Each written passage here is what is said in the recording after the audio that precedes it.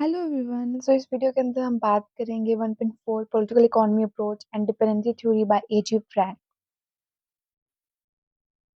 ये हमारे comparative politics के फर्स्ट चैप्टर का फोर्थ सब टॉपिक है। ठीक है, तो लेट्स स्टडी। तो जो पॉलिटिकल इकोनॉमी अप्रोच है ये एक्सप्लेन करती है relationship between economic structures and political systems. ये आर्ग्यू करती है जो इकोनॉमिक चेंजेस है वो इन्फ्लुएंस करते हैं पॉलिटिकल इंस्टीट्यूशंस को, पावर रिलेशंस को एंड पब्लिक पॉलिसीज को। दो मेजर पर्सपेक्टिव्स हैं जो कि इस अप्रोच को एक्सप्लेन करते हैं। One is liberal perspective and other is Marxist perspective.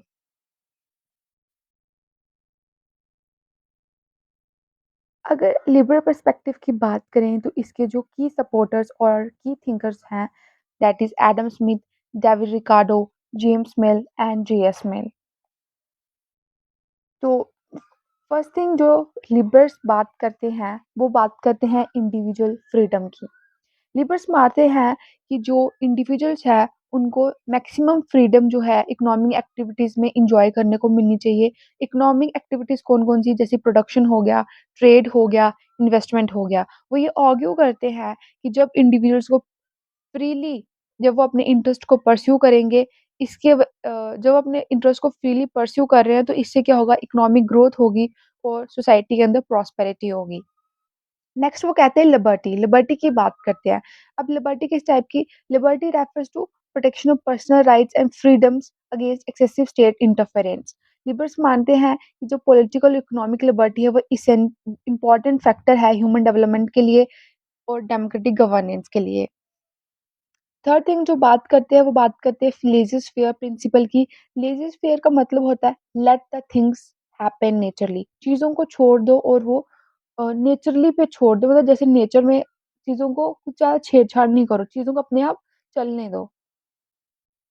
According to this principle जो गवर्नमेंट है उसको अननेसेसरी इंटरफेरेंस इकोनॉमी के अंदर अवॉइड करनी चाहिए और मार्केट्स को अलाउ करना चाहिए कि वो खुद को ही रेगुलेट करें, सेल्फ रेगुलेशन करें। फोर्थ थिंग जो बात करते हैं लिबरल्स, वो बात करते हैं मिनिमल रोल ऑफ स्टेट के बारे में। लिबरल्स का मानना जो स्टेट जो है उसको सिर्फ लिमिटेड फंक्शंस परफॉर्म करने चाहिए, जैसे कि लॉ को मेंटेन करना हो गया, लॉ एंड ऑर्डर को मेंटेन करना हो गया, प्रोटेक्ट करना प्रॉपर्टी राइट्स को या सिक्योरिटी को इंश्योर करना। अगर एक्सेसिव स्टेट कंट्रोल होगा तो इससे क्या होगा, फ्रीडम डिस्ट्रिक्ट हो सकती है और इकोनॉमिक एफिशिएंसी जो है लोगों की वो कम हो सकती है। फिफ्थ थिंग वो बात करते हैं फ्री मार्केट सिस्टम की। लिबरल्स का पर्सपेक्टिव ये है कि वो सपोर्ट करते हैं कम्पिटिटिव मार्केट सिस्टम को जो कि सप्लाई और डिमांड के ऊपर बेस्ड होता है। डिमांड, सप्लाई एंड डिमांड क्या, सप्लाई कौन करता है, सप्लाई करता है प्रोड्यूसर और डिमांड कौन करता है, कंज्यूमर। ओके, फॉर एग्जांपल जहाँ पर दिस इज आवर ग्राफ, तो डिमांड का जो स्लोप होती है वो होती है डाउनवर्ड स्लोपिंग और जो सप्लाई कर्व होती है वो होती है अपवर्ड स्लोपिंग। और जिस पॉइंट पे ये दोनों कट करते हैं यहाँ पे होती है परफेक्ट डिमांड परफेक्ट सप्लाई। यहाँ पे जो इक्वल डिमांड इक्वल सप्लाई होता है और यहाँ पे जो प्राइस होता है इस पॉइंट के ऊपर आके जो है इकोनॉमी, जो है इकोनॉमी के अंदर इक्विलिब्रियम आता है। डिमांड कर्व हमेशा अब डाउनवर्ड स्लोपिंग होता है, सप्लाई कर्व अपवर्ड स्लोपिंग होता है। ये इकोनॉमिक्स के कंसेप्ट है तो हम इसको ज्यादा डिटेल में नहीं समझेंगे क्योंकि यहाँ पे इसका कोई ज्यादा रोल नहीं है। क्या, they believe that free market encourage innovation, productivity, efficient allocation of resources। Liberals का मानना है कि अगर फ्री मार्केट होगा तो इससे सोसाइटी के अंदर ज्यादा इनोवेशंस होंगी, प्रोडक्टिविटी बढ़ेगी और एफिशिएंट वे से रिसोर्सेज का एलोकेशन होगा। सिक्स थिंग वो बात करते हैं जनरल वेलफेयर की। लिबरल्स का मानना है जब इंडिविजुअल अपने इंटरेस्ट को, इकोनॉमिक इंटरेस्ट को परस्यू करेंगे इससे क्या होगा, डायरेक्टली सोसाइटी को बेनिफिट होगा। दिस प्राइवेट इंटरेस्ट जो है अल्टीमेटली कंट्रीब्यूट कर रहा है पब्लिक गुड के लिए। नेक्स्ट पर्सपेक्टिव जो है वो है मार्क्सिस्ट पर्सपेक्टिव। जो इसके जो की थिंकर्स हैं Karl Marx, Friedrich Engels, V I Lenin, ये इसके सपोर्टर्स हैं। इनका क्या मानना है, इनका क्या व्यू पॉइंट है, ये किस किन चीजों को सपोर्ट करते हैं। First thing is economy as a base. Marx के अकॉर्डिंग जो इकोनॉमिक सिस्टम है वो बेस बनाता है सोसाइटी का, जो कि पॉलिटिकल, लीगल और आइडियोलॉजिकल स्ट्रक्चर्स को डिफाइन करता है। सपोज दिस इज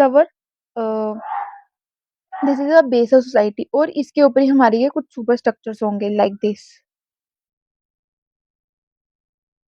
ठीक है। ये आ गया हमारा बेस ऑफ सोसाइटी। ये हमारी सोसाइटी का बेस है। और ये हमारे ऊपर सुपर स्ट्रक्चर, जैसे कि इसको आप पॉलिटिक्स मान लो, ये पॉलिटिक्स हो गया, ये हमारा एजुकेशन हो गया। ओके, ये हमारी आइडियोलॉजी हो गई। ठीक है। तो this is our base and this is our base and this is our super structure. Base के ऊपर ही हमारा पूरा सुपर स्ट्रक्चर होता है।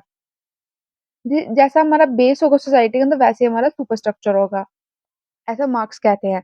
Political institutions and laws shape by the interest of the dominant economic classes. कहता है कि जो पॉलिटिकल इंस्टीट्यूशंस हैं, जो भी हमारे सुपर स्ट्रक्चर है, ये कौन कौन डिसाइड करेगा?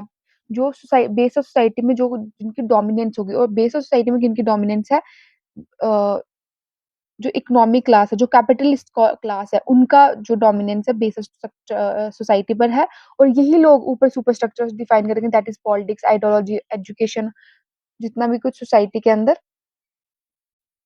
लीगल आइडियोलॉजिकल स्ट्रक्चर है, वो डिटरमाइन होगा। नेक्स्ट थिंग, मार्क्स बात करते हैं क्लास स्ट्रगल। मार्क्स का कहना है जो हिस्ट्री है वो किसकी हिस्ट्री है? History of conflict.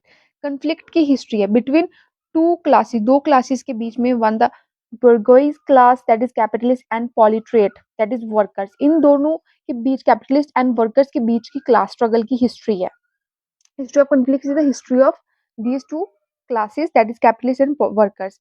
ये स्ट्रगल क्यों अराइज हुई थी? क्यों? क्योंकि कैपिटलिस्ट क्लास जो है कंट्रोल करती है रिसोर्सेज को, और वो वर्कर्स को एक्सप्लॉइट करती है। इसी वजह से ये क्लास स्ट्रगल अराइज हुई थी। नेक्स्ट वो कहता है एक्सप्लॉइटेशन ऑफ लेबर्स। कहता है कैपिटलिज्म के अंदर क्या होता है, वर्कर्स को पेड लेस, उनको कम पैसे दिए जाते हैं देन द वैल्यू जो कि वो प्रोड्यूस करते हैं। फॉर एग्जाम्पल, अगर वो 100 रुपए का गुड प्रोड्यूस कर रहे हैं, तो उसमें से वर्क को क्या पता है 20 और 30 रुपीज ही एज अ सैलरी मिले। और जो भी बाकी एक्स्ट्रा प्रॉफिट्स हुए, दैट इज 70 रुपीज, और जो 80 रुपीज है वो कौन लेगा? कैपिटलिस्ट ले लेंगे। जो एक्स्ट्रा प्रॉफिट्स होंगे वो कौन रखेगा? कैपिटलिस्ट रखेंगे। इस इकोनॉमिक एक्सप्लोटेशन की वजह से क्या हुआ? इनइक्वालिटी राइज हुई और कंसंट्रेशन ऑफ वेल्थ हुआ। अब मतलब रोल ऑफ स्टेट क्या? स्टेट का क्या रोल है? मार्क्सिस्ट का व्यू, जो स्टेट है वो एक ऐसा इंस्ट्रूमेंट है जो कि रूलिंग कैपिटलिस्ट क्लास का इंस्ट्रूमेंट है। स्टेट इंस्टीट्यूशन जैसे कि लॉ हो गया, पुलिस हो गया, एडमिनिस्ट्रेशन हो गया, वो इकोनॉमिक इंटरेस्ट को प्रोटेक्ट करती है ऑफ द बुर्गोइज। बुर्गोइज कौन से है? That is capitalist. तो मार्क्स कहता है कि जो स्टेट है वो भी किसको सपोर्ट करी? कैपिटलिस्ट क्लास को सपोर्ट करती है। स्टेट के इंस्टीट्यूशंस के लॉज किसके फेवर में बनेंगे? कैपिटलिस्ट क्लास में। पुलिस किसको सपोर्ट करेगी? कैपिटलिस्ट क्लास को करेगी। एडमिनिस्ट्रेशन किसको फेवर करेगा? कैपिटलिस्ट क्लास को करेगा। तो वर्कर्स के लिए कोई भी वर्क नहीं कर रहा, कोई भी वर्कर्स के इंटरेस्ट को सपोर्ट नहीं कर रहा। अब इससे क्या होगा? इससे रेवोल्यूशन को, सोसाइटी की क्रांति आएगी सोसाइटी के अंदर। मार्क्स कहता है कि अगर एक्सप्लोइटेशन बढ़ती जाएगी तो इससे क्या होगा? क्लास कॉन्शियसनेस होगी वर्कर्स के अंदर। जो वर्कर्स, उनको लगेगा कि भाई हमारी एक्सप्लोइटेशन हो रही है, कैपिटलिस्ट क्लास हमें कितना एक्सप्लॉइट कर रही है, और वो क्या करेंगे? रेवोल्यूशन करेंगे, वो क्रांति करेंगे, revolution against the capitalist class. Awareness जब उनके अंदर होगी तो रेवोल्यूशन करेंगे कैपिटलिस्ट क्लास के अगेंस्ट। अब इससे क्या होगा? जब रेवोल्यूशन होगा तो क्लासलेस सोसाइटी आएगी। मार्क्सिज्म का अल्टीमेट गोल क्या है? एक क्लासलेस और स्टेटलेस कम्युनिस्ट सोसाइटी इस्टेब्लिश करना। कम्युनिस्ट सोसाइटी कहाँ कौन सी होती है? जहाँ पे कलेक्टिव ओनरशिप होती है रिसोर्सेज की, और इक्वालिटी होती है लोगों के बीच में। कलेक्टिव ओनरशिप मीन्स सोसाइटी के अंदर रिसोर्सेज है और हर किसी का उन रिसोर्सेज के ऊपर राइट होता है, हर कोई उन रिसोर्सेज को यूज कर सकते हैं। वहां पर कैपिटलिस्ट वर्कर्स का वाला कोई कंसेप्ट नहीं होता। सोसाइटी के अंदर एक इंडिविजुअल के जो रिसोर्स है उनके ऊपर इक्वली सबका राइट होता है। नेक्स्ट एक टेबल के थ्रू हम इन दोनों के डिफरेंसेस समझेंगे कि दोनों के पर्सपेक्टिव में क्या डिफरेंस है। अगर इकोनॉमी के इकोनॉमी के व्यू से देखें तो लिबरल पर्सपेक्टिव क्या सपोर्ट करता है? फ्री मार्केट सिस्टम को। और मार्क्सिस्ट पर्सपेक्टिव सपोर्ट करता है कैपिटलिज्म इज एक्सप्लॉइटेटिव। ठीक है। रोल ऑफ स्टेट के बेसिस पे देखें तो लिबरल पर्सपेक्टिव कहता है मिनिमल इंटरवेंशन होना चाहिए स्टेट का, और मार्क्सिस्ट पर्सपेक्टिव का मानना है कि स्टेट जो है एक टूल है डोमिनेंट क्लास का। इन दोनों का की आइडिया क्या है? एक बात करते हैं इंडिविजुअल फ्रीडम की, और मार्क्सिस्ट पर्सपेक्टिव करता है क्लास स्ट्रगल की। इनका गोल क्या है?